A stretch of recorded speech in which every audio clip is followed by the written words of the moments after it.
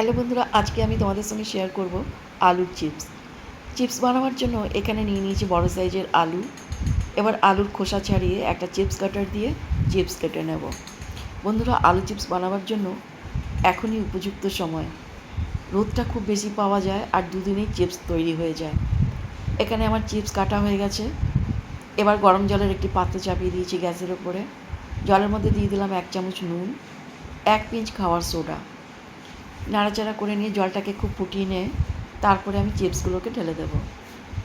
চিপসগুলো যেই ফুটে উঠবে একটা চেক করে টিপে দেখে নেব। সেদ্ধ হয়ে গেলে সঙ্গে সঙ্গে নামিয়ে নেব। ওভার কুক হয়ে গেলে কিন্তু আলুর চিপসগুলো ভেঙে যাবে।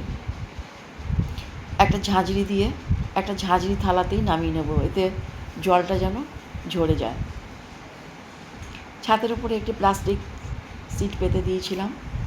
এই সিটের মধ্যে আমি চিপসগুলোকে এক একটা খুলে খুলে ছড়িয়ে দেবো। এইভাবে দেখো আমি খুলে খুলে ছড়িয়ে দিয়েছি। সেটে থাকলে কিন্তু আলুর চিপসগুলো আর সেটে থাকলে আর উঠবে না, জোড়া জোড়া মোটা মোটা হয়ে যাবে। এই জন্য এক একটা চিপস খুলে খুলে রোদে দিয়ে দেবো। রোদে শুকিয়ে নিয়েছি 2 দিন। দেখো কত সুন্দর একদম খড়খড়ে শুকিয়ে গেছে। চিপস ভাজার জন্য একদম তৈরি। এবার আমি তেলে ভেজে কিছু চিপস ভেজে তোমাদেরকে দেখিয়ে দেবো। দেখো কত সুন্দর চিপসগুলো ভাজা হয়েছে। একটা প্লেটে নামিয়ে নেব। প্লেটে নামিয়ে লাল লঙ্কার গুঁড়ো আর বিট নুন ছড়িয়ে খাওয়ার জন্য তৈরি করে নেব।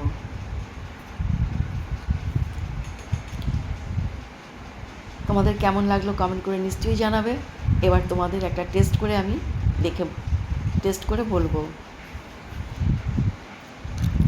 খুব ভালো হয়েছে, বাজারের থেকেও ভালো হয়েছে।